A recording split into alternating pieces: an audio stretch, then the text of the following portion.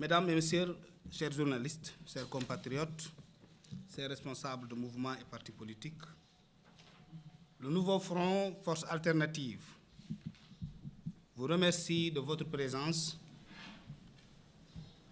Si nous prenons la parole aujourd'hui, c'est parce que notre démocratie est confrontée à des dérives graves, mais aussi parce que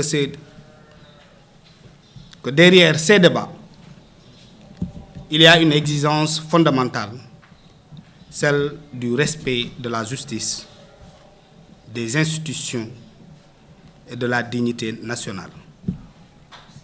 Le nouveau front Force Alternative tient à rappeler qu'il s'est mobilisé dès les premières heures de ce régime. Très tôt, nous avons perçu les signaux inquiétants et nous avons compris à quel type de gouvernance notre pays allait être confronté. Depuis lors, nous n'avons cessé, nous du NFA, d'alerter, souvent dans l'indifférence générale, mais toujours avec constance et responsabilité. Nous avons été en première ligne face aux arrestations que nous considérons comme injustes, visant des opposants, des journalistes et des chroniqueurs. Nous avons dénoncé ces atteintes répétées aux libertés fondamentales, là où beaucoup avaient choisi le silence. De même, nous avons fait face, souvent seuls, devant l'Assemblée nationale, contre des initiatives législatives controversées, notamment la loi d'interprétation que nous avons estimée à l'époque contraire à l'esprit de notre démocratie. Le nouveau front Force Alternative dénonçait à ces dates avec la plus grande fermeté les modifications électorales comme nous sommes en train de le faire aujourd'hui. Ce qui est présenté comme des ajustements techniques apparaît aujourd'hui avec évidence, en réalité comme une entreprise délibérée visant à adapter les règles du jeu à des intérêts précis.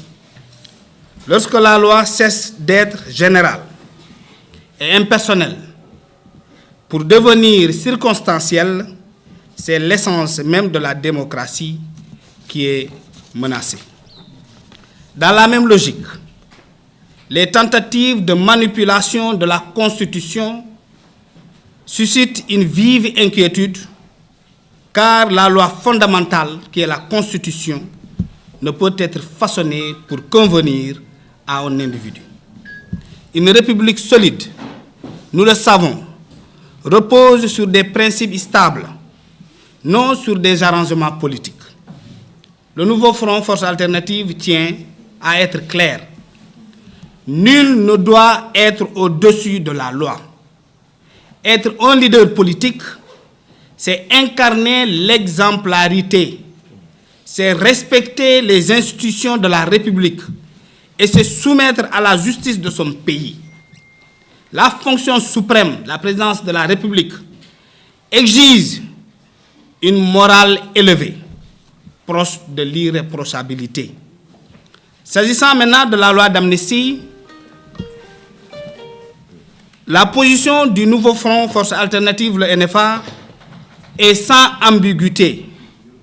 Nous demandons son abrogation immédiate ou à défaut son annulation.